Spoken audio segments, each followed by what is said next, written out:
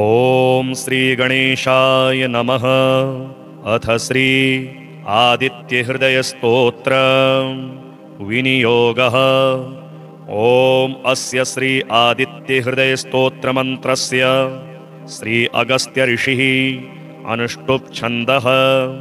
श्री आदित्य हृदय भूतो भगवान ब्रह्मा देवताः। ओम बीज रश्मिमतेरिति शक्तिः। ओम तत्सवितुरित्यादि गायत्री कीलक निरस्ताशेष विघ्नतया ब्रह्म विद्या सिद्धौ सर्वत्र जय सिद्धौ च विनियोगः। ततो युद्ध परिश्रान्तं समरे चिन्तया स्थितं रावणं चाग्रतो दृष्ट्वा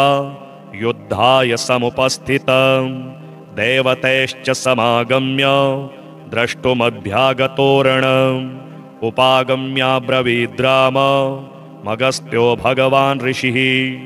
राम राम महाबाहो शृणु गुह्यं सनातनं येन सर्वानरीन् वत्स समरे विजयिष्यसि। आदित्यहृदयं पुण्यं सर्वशत्रुविनाशनं जयावहं जपे नित्यमक्षयं परमं शिवम्। सर्वमङ्गलमाङ्गल्यं सर्वपापप्रणाशनं चिन्ताशोकप्रशमनम् आयुर्वर्धनमुत्तमं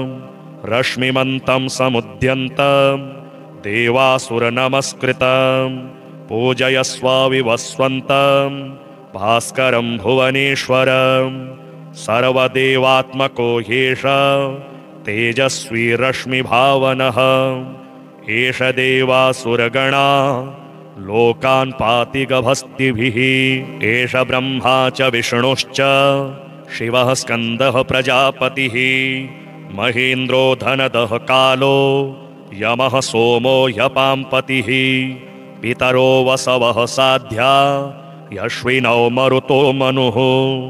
वायुर्वह्निः प्रजाप्राण ऋतुकर्ता प्रभाकरः आदित्यः सविता सूर्यः खगः पूषा गभस्तिमान् सुवर्णसदृशो भानुर् हिरण्यरेता दिवाकरः हरिदश्वः सहस्रार्चिः सप्तसप्तिरमरीचिमान् तिमिरोन्मथनः शम्भुस्त्वष्टा मार्ताण्ड अंशुमान् हिरण्यगर्भः शिशिरस्तपनो भास्करो रविः अग्निगर्भोदितेः पुत्रः शङ्खः शिशिरनाशनः व्योमनाथस्तमो भेदी ऋग्यजुःसामपारगः घनवृष्टिरपामित्रो विन्ध्यवीथिप्लवङ्गमः आतपी मण्डली मृत्युः पिङ्गलः सर्वतापनः कविर्विश्वो महातेजः रक्तः सर्वभवोद्भवः नक्षत्रग्रहताराणामधिपो विश्वभावनः तेजसामपि तेजस्वी द्वादशात्मन्नमोऽस्तु ते। नमः पूर्वाय गिरये पश्चिमायाद्रये नमः ज्योतिर्गणानां पतये दिनाधिपतये नमः जयाय जयभद्राय हर्यश्वाय नमो नमः। नमो नमः सहस्रांशो आदित्याय नमो नमः। नम उग्राय वीराय सारंगाय नमो नमः। नमः पदमप्रबोधाय मार्ताण्डाय नमो नमः। ब्रह्मेशानाच्युतेशाय सूर्यायादित्यवर्चसे भास्वते सर्वभक्षाय रौद्राय वपुषे नमः। तमोघ्नाय हिमघ्नाय शत्रुघ्नायामितात्मने कृतघ्नघ्नाय देवाय ज्योतिषां पतये नमः। तप्तचामीकराभाय वहनये विश्वकर्मणे नमस्तमोभिनिघ्नाय रुचये लोकसाक्षिणे नाशयत्येष वैभूतं तदेव सृजति प्रभुः पायत्येष तपत्येष वर्षत्येष गभस्तिभिः एष सुप्तेषु जागर्ति भूतेषु परिनिष्ठितः एष एवाग्निहोत्रं च फलं चैवाग्निहोत्रिणां वेदाश्च क्रतवश्चैव क्रतूनां फलमेव च यानि कृत्यानि लोकेषु सर्व एष रविः प्रभुः तेन मापत्सु कृच्छेषु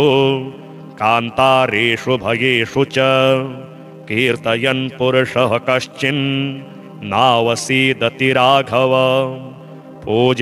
पूजयस्वैनमेकाग्रो देवदेवं जगत्पतिम् एतत् त्रिगुणितं जप्त्वा युद्धेषु विजयिष्यसि अस्मिन् क्षणे महाबाहो रावणं त्वं वधिष्यसि एवमुक्त्वा तदागस्त्यो जगाम च यथागतम् एतच्छ्रुत्वा महातेजा नष्टशोको भवत्तदा धारयामास सुप्रीतो राघवः प्रयतात्मवान् आदित्यं प्रेक्ष्य जप्त्वा तु परं हर्षमवाप्तवान् त्रिराचम्य शुचिर्भूत्वा धनुरादाय वीर्यवान् रावणं प्रेक्ष्य हृष्टात्मा युद्धाय समुपागतम् सर्वयतनेन महता वधे तस्य धृतोऽभवत् अथ रविरवदन्निरीक्ष्य रामं मुदितमनः परमं प्रहृष्यमाणः निशिचरपतिसंशयं विदित्वा सुरगणमध्यगतो वचस्त्वरेति श्री आदित्यकवच ॐ अस्य श्रीमदादित्यकवचस्तोत्रमहामन्त्रस्य याज्ञवल्क्यो महर्षिः अनुष्टुप् जगदि छन्दसि घृणिरिति बीजं सूर्य इति शक्तिः आदित्य इति कीलकम् श्रीसूर्यनारायणप्रीत्यर्थे जपे विनियोगः उदयाचलमागत्य वेदरूपमनामयम् तुष्टावपरया भक्त्या वालखिल्यादिभिर्वृतम् देवासुरैः सदा वन्द्यम् ग्रहेश्च परिवेष्टितम् ध्यायन् स्तुवन् पठन्नाम यः सूर्यकवचं सदा कृणिः पातु शिरोदेशम् सूर्यः फालं च पातु मे आदित्यो लोचने पातु श्रुति पातु प्रभाकरः घ्राणं पातु सदा भानुः अर्कः पातु मुखं तथा जिह्वां पातु जगन्नाथः कण्ठं पातु विभावसुः स्कन्धौ ग्रहपतिः पातु भुजौ पातु प्रभाकरः अहस्करः पातु हस्तौ हृदयं पातु भानुमान् मध्यं च पातु सप्ताश्वो नाभिं पातु नभो मणिः द्वादशात्मा कटिं पातु सविता पातु सृक्किणी ओरो पातु सुरश्रेष्ठो जानुनी पातु भास्करः जङ्घे पातु च मार्ताण्डो गलं पातु त्विषाम्पतिः पादौ ब्रध्नः सदा पातु मित्रोऽपि सकलं वपुः वेदत्रयात्मकस्वामिन् नारायण जगतपते अयातयामं तम कञ्चिद् वेदरूपः प्रभाकरः स्तोत्रेणानेन सन्तुष्टो वालखिल्यादिभिर्वृतः साक्षाद् वेदमयो देवो रथारूढः समागतः तं दृष्ट्वा सहसोत्थाय दण्डवत् प्रणमन् भुवि कृताञ्जलिपुटो भूत्वा सूर्यस्याग्रे स्थितस्तदा वेदमूर्तिर्महाभागो ज्ञानदृष्टिर्विचार्य च ब्रह्मणा स्थापितं पूर्वं यातयाम विवर्जितं सत्त्वप्रधानं शुक्लाख्यं वेदरूपमनामयं शब्दब्रह्ममयं वेदं सतकर्म ब्रह्मवाचकं मुनिमध्यापयामास प्रथमं सविता स्वयं तेन प्रथमदत्तेन वेदेन परमेश्वरः याज्ञवल्क्यो मुनिश्रेष्ठः कृतकृत्यो भवत्तदा ऋगादिसकलान् वेदान् ज्ञातवान् सूर्यसन्निधौ इदं प्रोक्तं महापुण्यं पवित्रं पापनाशनं यः पठेत् शृणुयाद्वापि सर्वपापैः प्रमुच्यते वेदार्थज्ञानसम्पन्न सूर्यलोकमवाप्नुयात् ततो युद्धपरिश्रान्तं समरे चिन्तया स्थितं रावणं चाग्रतो दृष्ट्वा युद्धाय समुपस्थितं देवतैश्च समागम्य द्रष्टुमभ्यागतोरणम् उपागम्याब्रवीद्राम मगस्त्यो भगवान् ऋषिः राम राम महाबाहो शृणु गुह्यं सनातनं येन सर्वानरीन् वत्स समरे विजयिष्यसि आदित्यहृदयं पुण्यं सर्वशत्रुविनाशनं जयावहं जपे नित्यमक्षयं परमं शिवं सर्वमङ्गलमाङ्गल्यं सर्वपापप्रणाशनं चिन्ताशोकप्रशमनम् आयुर्वर्धनमुत्तमं रश्मिमन्तं समुद्यन्तं देवासुरनमस्कृतं पूजयस्व विवस्वन्तं भास्करं भुवनेश्वरं सर्वदेवात्मको ह्येष तेजस्वी रश्मिभावनः एष देवासुरगणा लोकान् पाति गभस्तिभिः एष ब्रह्मा च विष्णुश्च शिवः स्कन्दः प्रजापतिः महेन्द्रो धनदः कालो यमः सोमो ह्यपाम्पतिः पितरो वसवः साध्या यश्विनौ मरुतो मनुः वायुर्वह्निः प्रजाप्राण ऋतुकर्ता प्रभाकरः आदित्यः सविता सूर्यः खगः पूषा गभस्तिमान् सुवर्णसदृशो भानुर् हिरण्यरेता दिवाकरः हरिदश्वः सहस्रार्चिः सप्तसप्तिरमरीचिमान्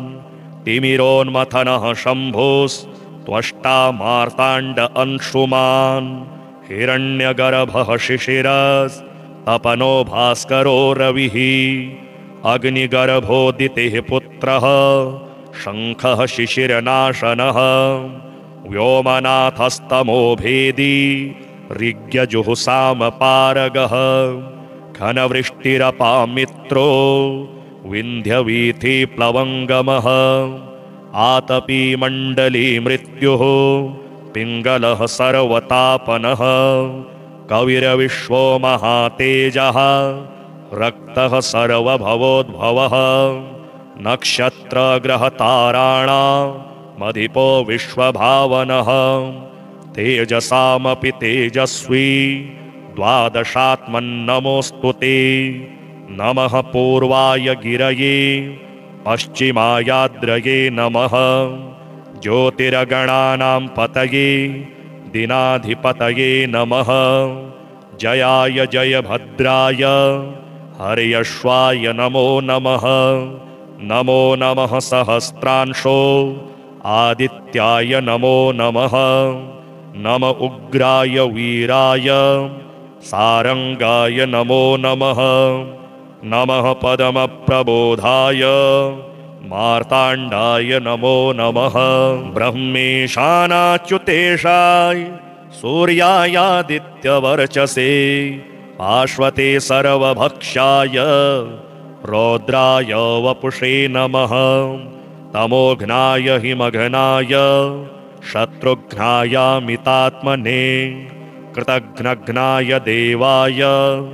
ज्योतिषां पतये नमः तप्तचामीकराभाय वहनये विश्वकर्मणे नमस्तमोभिनिघ्नाय रुचये लोकसाक्षिणे नाशयत्येष वैभूतं तदेव सृजति प्रभुः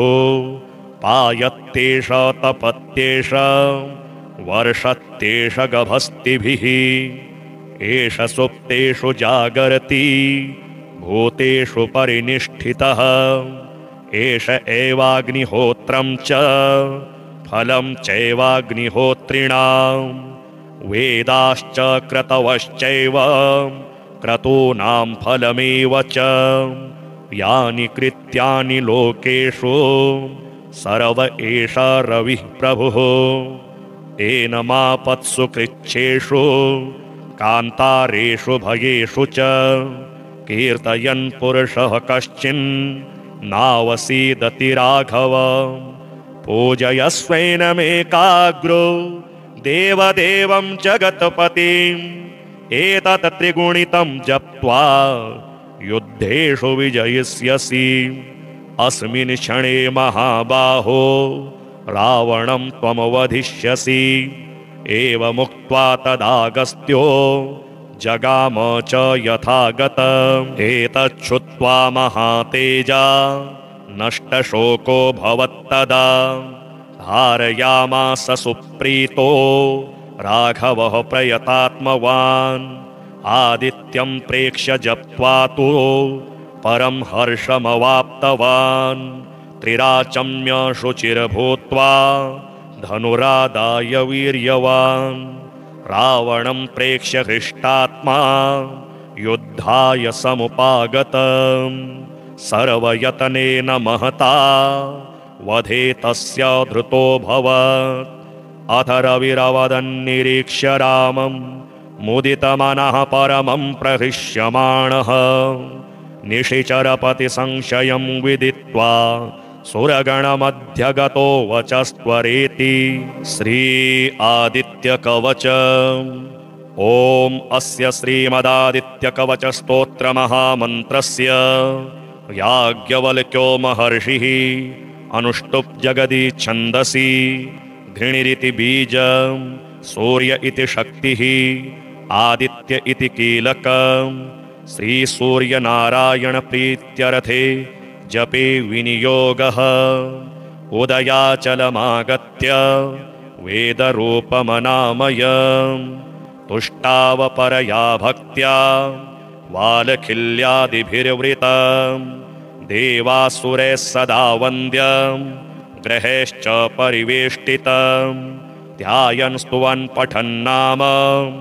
यः सूर्यकवचं सदा कृणिः पातु शिरोदेशं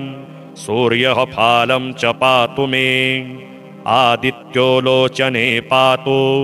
श्रुति पातु प्रभाकरः घ्राणं पातु सदा भानुः अर्कः पातु मुखं तथा जिह्वां पातु जगन्नाथः कण्ठं पातु विभावसुः स्कन्धौ ग्रहपतिः पातु भुजौ पातु प्रभाकरः अहस्करः पातु हस्तौ हृदयं पातु भानुमान् मध्यं च पातु सप्ताश्वो नाभिं पातु नभोमणिः द्वादशात्मा कटिं पातु सविता पातु सृक्किणी ओरो पातु सुरश्रेष्ठो जानुनी पातु भास्करः जङ्घे पातु च मार्ताण्डो गलं पातु त्विषाम्पतिः पादौ ब्रध्नः सदा पातु मित्रोऽपि सकलं वपुः वेदत्रयात्मकस्वामिन् नारायण जगतपते अयातयामं तम कञ्चिद् वेदरूपः प्रभाकरः स्तोत्रेणानेन सन्तुष्टो वालखिल्यादिभिर्वृतः साक्षाद् वेदमयो देवो रथारूढः समागतः तं दृष्ट्वा सहसोत्थाय दण्डवत् प्रणमन् भुवि कृताञ्जलिपुटो भूत्वा सूर्यस्याग्रे स्थितस्तदा वेदमूर्तिर्महाभागो ज्ञानदृष्टिर्विचार्य च ब्रह्मणा स्थापितं पूर्वं यातयाम विवर्जितं सत्त्वप्रधानं शुक्लाख्यं वेदरूपमनामयं शब्दब्रह्ममयं वेदं सतकर्म ब्रह्मवाचकं मुनिमध्यापयामास प्रथमं सविता स्वयं तेन प्रथमदत्तेन वेदेन परमेश्वरः याज्ञवल्क्यो मुनिश्रेष्ठः कृतकृत्यो भवत्तदा ऋगादिसकलान् वेदान् ज्ञातवान् सूर्यसन्निधौ इदं प्रोक्तं महापुण्यं पवित्रं पापनाशनं यः पठेत् शृणुयाद्वापि सर्वपापैः प्रमुच्यते वेदार्थज्ञानसम्पन्न सूर्यलोकमवाप्नुयात् ततो युद्धपरिश्रान्तं समरे चिन्तया स्थितं रावणं चाग्रतो दृष्ट्वा युद्धाय समुपस्थितं देवतैश्च समागम्य द्रष्टुमभ्यागतोरणम् उपागम्याब्रवीद्राम मगस्त्यो भगवान् ऋषिः राम राम महाबाहो शृणु गुह्यं सनातनं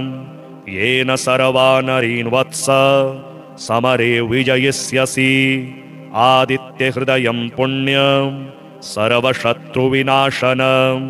जयावहं जपे नित्यमक्षयं परमं शिवं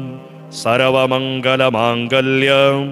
सर्वपापप्रणाशनं चिन्ताशोकप्रशमनम् आयुर्वर्धनमुत्तमं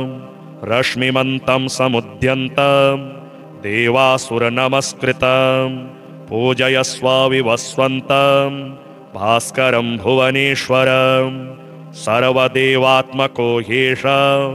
तेजस्वी रश्मिभावनः एष देवासुरगणा लोकान् पाति गभस्तिभिः एष ब्रह्मा च विष्णुश्च शिवः स्कन्दः प्रजापतिः महेन्द्रो धनदः कालो यमः सोमो ह्यपाम्पतिः पितरो वसवः साध्या यश्विनौ मरुतो मनुः वायुर्वह्निः प्रजाप्राण ऋतुकर्ता प्रभाकरः आदित्यः सविता सूर्यः खगः पूषा गभस्तिमान् सुवर्णसदृशो भानुर्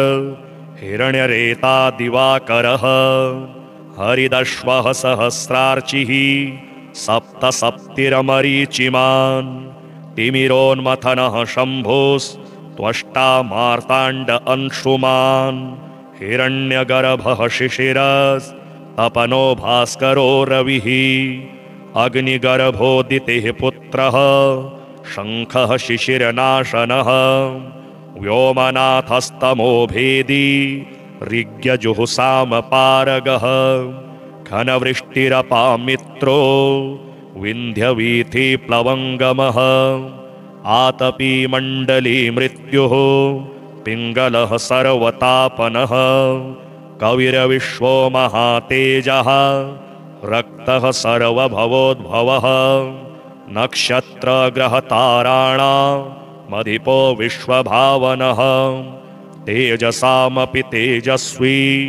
द्वादशात्मन्नमोऽस्तु ते नमः पूर्वाय गिरये पश्चिमायाद्रये नमः ज्योतिर्गणानां पतये दिनाधिपतये नमः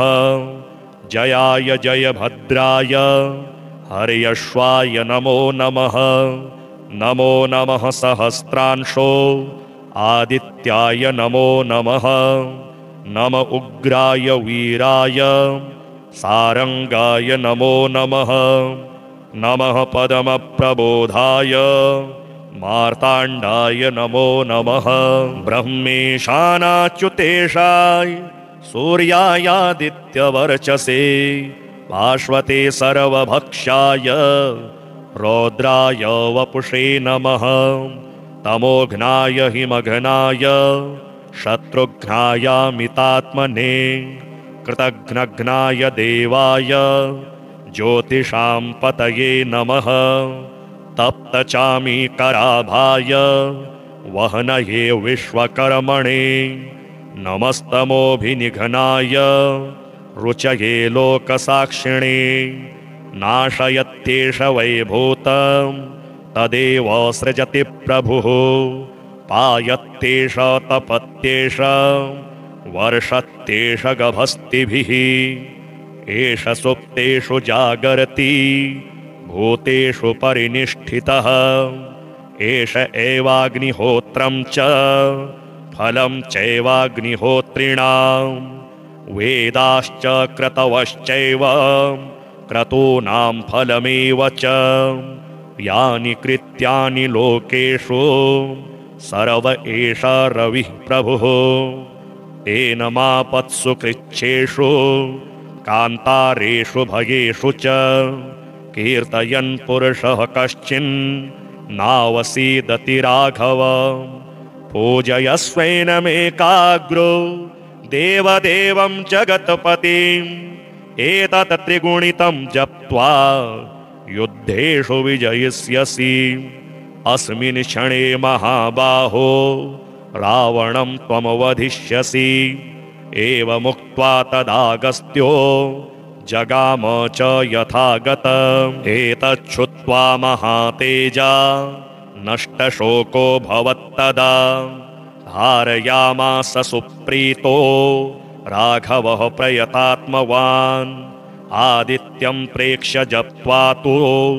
परं हर्षमवाप्तवान् त्रिराचम्य शुचिर्भूत्वा धनुरादाय वीर्यवान् रावणं प्रेक्ष्य हृष्टात्मा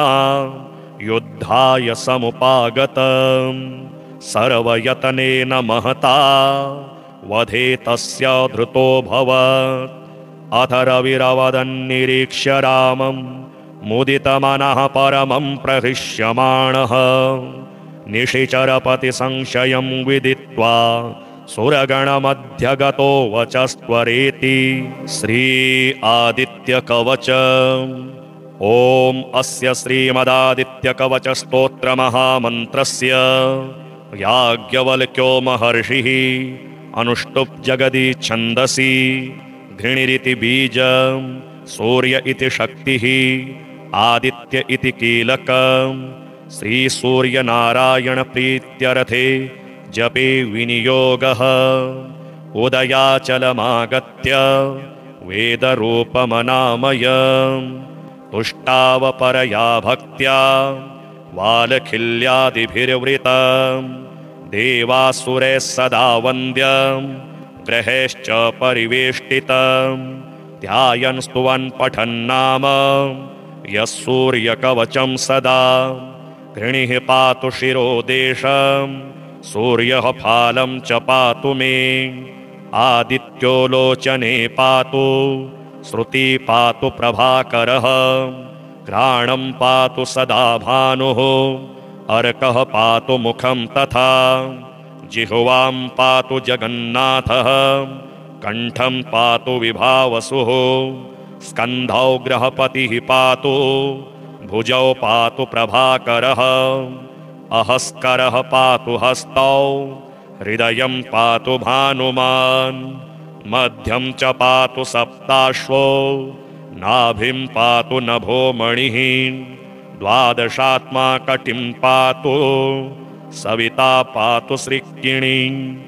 ओरो पातु सुरश्रेष्ठो जानुनी पातु भास्करः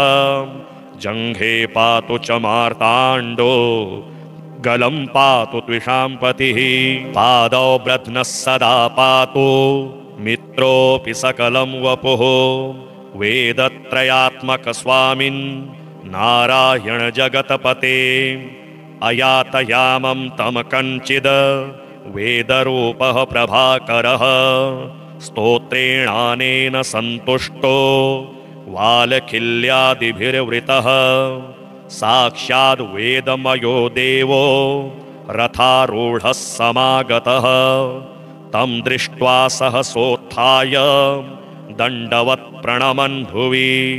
कृताञ्जलिपुटो भूत्वा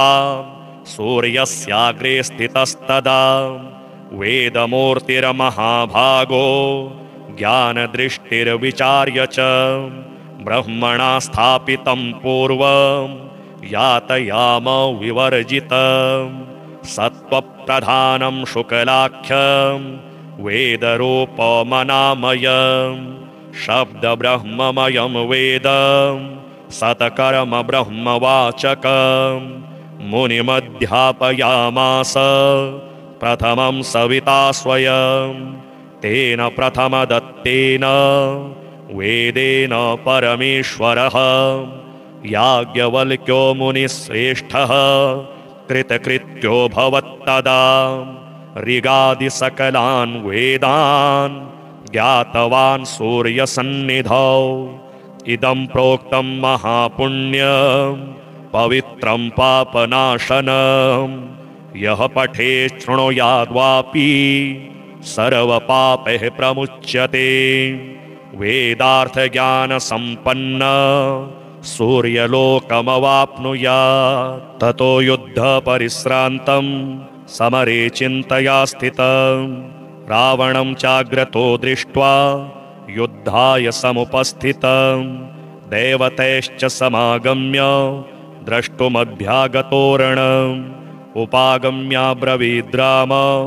मगस्त्यो भगवान् ऋषिः राम राम महाबाहो शृणु गुह्यं सनातनं येन सर्वानरीन् वत्स समरे विजयिष्यसि आदित्यहृदयं पुण्यं सर्वशत्रुविनाशनं जयावहं जपे नित्यमक्षयं परमं शिवं सर्वमङ्गलमाङ्गल्यं सर्वपापप्रणाशनं चिन्ताशोकप्रशमनम् आयुर्वर्धनमुत्तमं रश्मिमन्तं समुद्यन्तं देवासुरनमस्कृतं पूजयस्व विवस्वन्तं भास्करं भुवनेश्वरं सर्वदेवात्मको ह्येष तेजस्वी रश्मिभावनः एष देवासुरगणा लोकान् पाति गभस्तिभिः एष ब्रह्मा च विष्णुश्च शिवः स्कन्दः प्रजापतिः महेन्द्रो धनदः कालो यमः सोमो ह्यपाम्पतिः पितरो वसवः साध्या यश्विनौ मरुतो मनुः वायुर्वह्निः प्रजाप्राण ऋतुकर्ता प्रभाकरः आदित्यः सविता सूर्यः खगः पूषा गभस्तिमान् सुवर्णसदृशो भानुर् हिरण्यरेता दिवाकरः हरिदश्वः सहस्रार्चिः सप्तसप्तिरमरीचिमान् तिमिरोन्मथनः शम्भुस्त्वष्टा मार्ताण्ड अंशुमान् हिरण्यगर्भः शिशिरस्तपनो भास्करो रविः अग्निगर्भोदितेः पुत्रः शङ्खः शिशिरनाशनः व्योमनाथस्तमो भेदी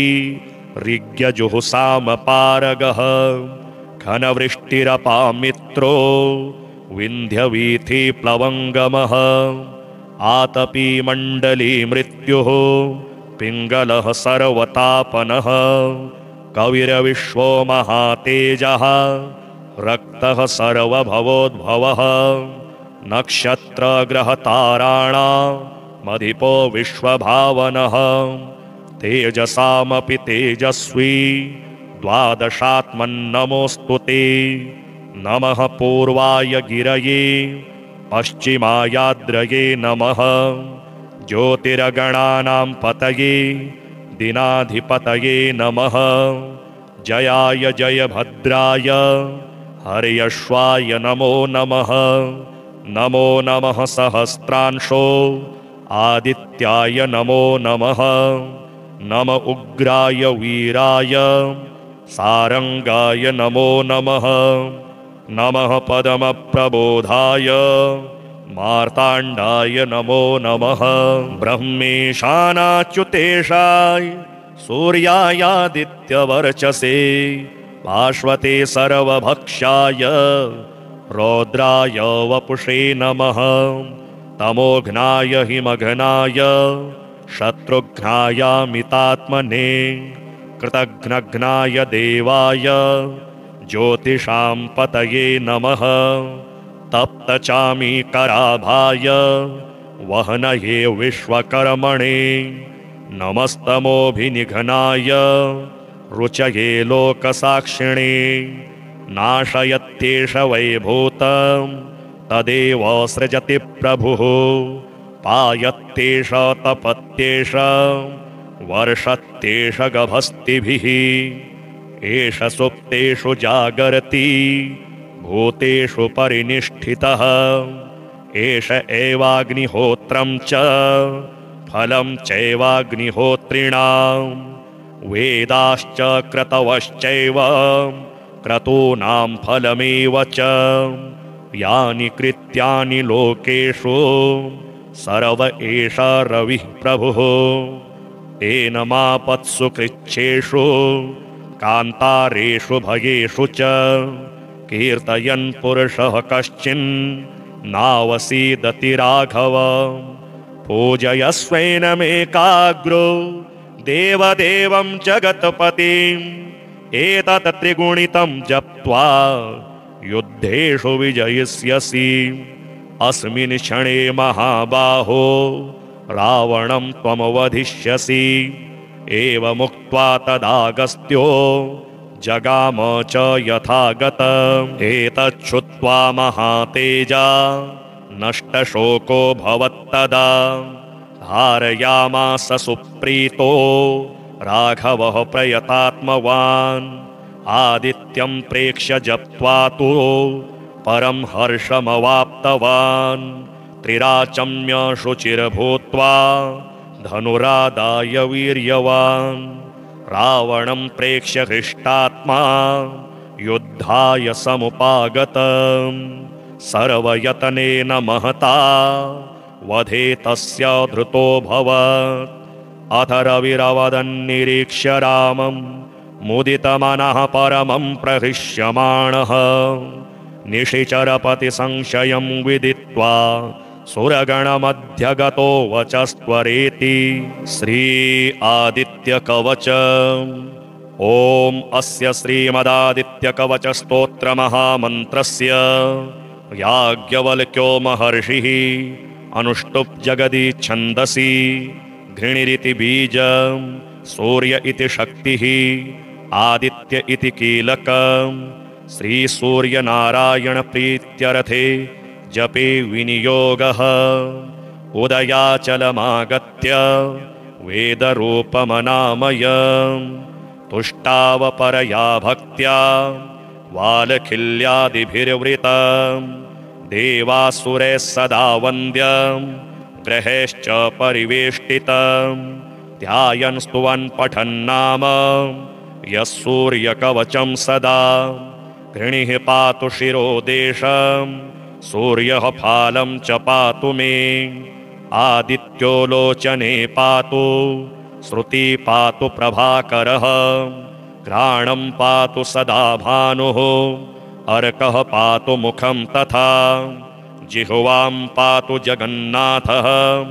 कण्ठं पातु विभावसुः स्कन्धौ ग्रहपतिः पातु भुजौ पातु प्रभाकरः अहस्करः पातु हस्तौ हृदयं पातु भानुमान् मध्यं च पातु सप्ताश्वो नाभिं पातु नभोमणिः द्वादशात्मा कटिं पातु सविता पातु सृक्किणी ओरो पातु सुरश्रेष्ठो जानुनी पातु भास्करः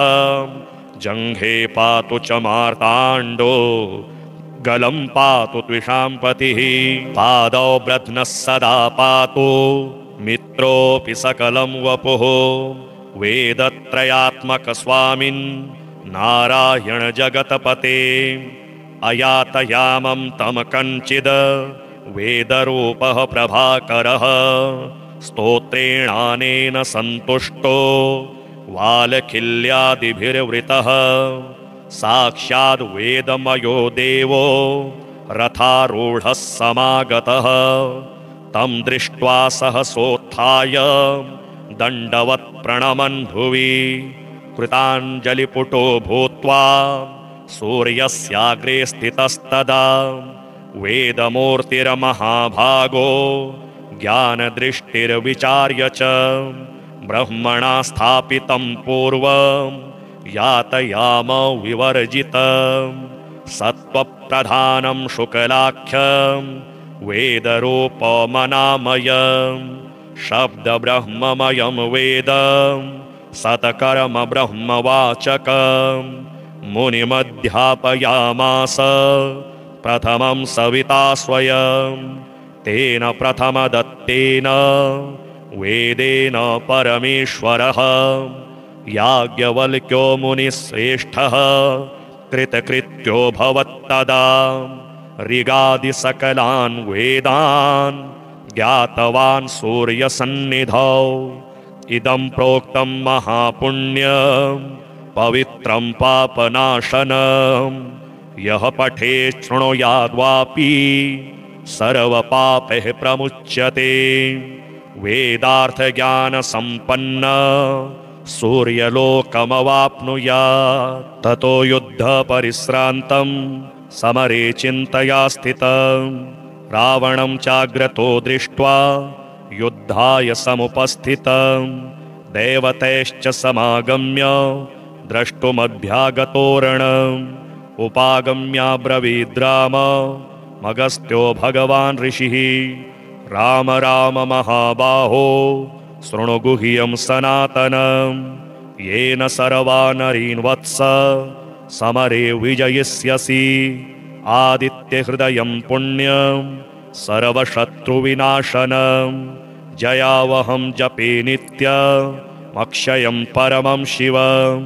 सर्वमङ्गलमाङ्गल्यं सर्वपापप्रणाशनं चिन्ताशोकप्रशमनम् आयुर्वर्धनमुत्तमं रश्मिमन्तं समुद्यन्तं देवासुरनमस्कृतं पूजयस्व विवस्वन्तं भास्करं भुवनेश्वरं सर्वदेवात्मको ह्येष तेजस्वी रश्मिभावनः एष देवासुरगणा लोकान् पाति गभस्तिभिः एष ब्रह्मा च विष्णुश्च शिवः स्कन्दः प्रजापतिः महेन्द्रो धनदः कालो यमः सोमो ह्यपाम्पतिः पितरो वसवः साध्या यश्विनौ मरुतो मनुः वायुर्वह्निः प्रजाप्राण ऋतुकर्ता प्रभाकरः आदित्यः सविता सूर्यः खगः पूषा गभस्तिमान् सुवर्णसदृशो भानुर् हिरण्यरेता दिवाकरः हरिदश्वः सहस्रार्चिः सप्तसप्तिरमरीचिमान् तिमिरोन्मथनः शम्भुस्त्वष्टा मार्ताण्ड अंशुमान् हिरण्यगर्भः शिशिरस्तपनो भास्करो रविः अग्निगर्भोदितेः पुत्रः शङ्खः शिशिरनाशनः व्योमनाथस्तमो भेदी ऋग्यजुःसामपारगः घनवृष्टिरपामित्रो विन्ध्यवीथिप्लवङ्गमः आतपीमण्डली मृत्युः पिङ्गलः सर्वतापनः कविर्विश्वो महातेजः रक्तः सर्वभवोद्भवः नक्षत्रग्रहताराणामधिपो विश्वभावनः तेजसामपि तेजस्वी द्वादशात्मन्नमोऽस्तु ते नमः पूर्वाय गिरये पश्चिमायाद्रये नमः ज्योतिर्गणानां पतये दिनाधिपतये नमः जयाय जयभद्राय हर्यश्वाय नमो नमः नमो नमः सहस्रांशो आदित्याय नमो नमः नम उग्राय वीराय सारंगाय नमो नमः नमः पदमप्रबोधाय मार्ताण्डाय नमो नमः ब्रह्मेशानाच्युतेशाय सूर्यायादित्यवर्चसे पार्श्वते सर्वभक्षाय रौद्राय वपुषे नमः तमोघ्नाय हिमघ्नाय शत्रुघ्नायामितात्मने कृतघ्नघ्नाय देवाय ज्योतिषां पतये नमः तप्तचामीकराभाय वहनये विश्वकर्मणे नमस्तमोभिनिघ्नाय रुचये लोकसाक्षिणे नाशयत्येष वैभूतं तदेव सृजति प्रभुः पायत्येष तपत्येष वर्षत्येष गभस्तिभिः एष सुप्तेषु जागर्ति भूतेषु परिनिष्ठितः एष एवाग्निहोत्रं च फलं चैवाग्निहोत्रिणां वेदाश्च क्रतवश्चैव क्रतूनां फलमेव च यानि कृत्यानि लोकेषु सर्व एष रविः प्रभुः तेन मापत्सु कृच्छ्रेषु कान्तारेषु भयेषु च कीर्तयन् पुरुषः कश्चिन् नावसीदति राघव पूजयस्वैनमेकाग्रो देवदेवं जगत्पतिम् एतत् त्रिगुणितं जप्त्वा युद्धेषु विजयिष्यसि अस्मिन् क्षणे महाबाहो रावणं त्वमवधिष्यसि एवमुक्त्वा तदागस्त्यो जगाम च यथागतम् एतच्छ्रुत्वा महातेजा नष्टशोको भवत्तदा धारयामास सुप्रीतो राघवः प्रयतात्मवान् आदित्यं प्रेक्ष्य जप्त्वा तु परं हर्षमवाप्तवान् त्रिराचम्य शुचिर्भूत्वा धनुरादाय वीर्यवान् रावणं प्रेक्ष्य हृष्टात्मा युद्धाय समुपागतम् सर्वयतनेन महता वधे तस्य धृतोऽभवत् अथ रविरवदन्निरीक्ष्य रामं मुदितमनः परमं प्रहृष्यमाणः निशिचरपतिसंशयं विदित्वा सुरगणमध्यगतो वचस्त्वरेति श्री आदित्यकवच ॐ अस्य श्रीमदादित्यकवचस्तोत्रमहामन्त्रस्य याज्ञवल्क्यो महर्षिः अनुष्टुप् जगदि छन्दसि घृणिरिति बीजं सूर्य इति शक्तिः आदित्य इति कीलकम् श्रीसूर्यनारायणप्रीत्यर्थे जपे विनियोगः उदयाचलमागत्य वेदरूपमनामयम् तुष्टावपरया भक्त्या वालखिल्यादिभिर्वृतम् देवासुरैः सदा वन्द्यम् ग्रहैश्च परिवेष्टितम् ध्यायन् स्तुवन् पठन्नाम यः सूर्यकवचं सदा घृणिः पातु शिरोदेशम् सूर्यः फालं च पातु मे आदित्यो लोचने पातु श्रुति पातु प्रभाकरः घ्राणं पातु सदा भानुः अर्कः पातु मुखं तथा जिह्वां पातु जगन्नाथः कण्ठं पातु विभावसुः स्कन्धौ ग्रहपतिः पातु भुजौ पातु प्रभाकरः अहस्करः पातु हस्तौ हृदयं पातु भानुमान् मध्यं च पातु सप्ताश्वो नाभिं पातु नभो मणिः द्वादशात्मा कटिं पातु सविता पातु सृक्किणी ओरो पातु सुरश्रेष्ठो जानुनी पातु भास्करः जङ्घे पातु च मार्ताण्डो गलं पातु त्विषां पतिः पादौ ब्रध्नः सदा पातु मित्रोऽपि सकलं वपुः वेदत्रयात्मकस्वामिन् नारायण जगतपते अयातयामं तं कञ्चिद् वेदरूपः प्रभाकरः स्तोत्रेणानेन सन्तुष्टो वालखिल्यादिभिर्वृतः साक्षाद् वेदमयो देवो रथारूढः समागतः तं दृष्ट्वा सहसोत्थाय दण्डवत् प्रणमन् भुवि कृताञ्जलिपुटो भूत्वा सूर्यस्याग्रे स्थितस्तदा वेदमूर्तिर्महाभागो ज्ञानदृष्टिर्विचार्य च ब्रह्मणा स्थापितं पूर्वं यातयाम विवर्जितं सत्त्वप्रधानं शुक्लाख्यं वेदरूपमनामयं शब्दब्रह्ममयं वेदं सतकर्म ब्रह्मवाचकं मुनिमध्यापयामास प्रथमं सविता स्वयं तेन प्रथमदत्तेन वेदेन परमेश्वरः याज्ञवल्क्यो मुनिश्रेष्ठः कृतकृत्यो भवत्तदा ऋगादिसकलान् वेदान् ज्ञातवान् सूर्यसन्निधौ इदं प्रोक्तं महापुण्यं पवित्रं पापनाशनं यः पठेत् शृणुयाद्वापि सर्वपापैः प्रमुच्यते वेदार्थज्ञानसम्पन्न सूर्यलोकमवाप्नुयात्।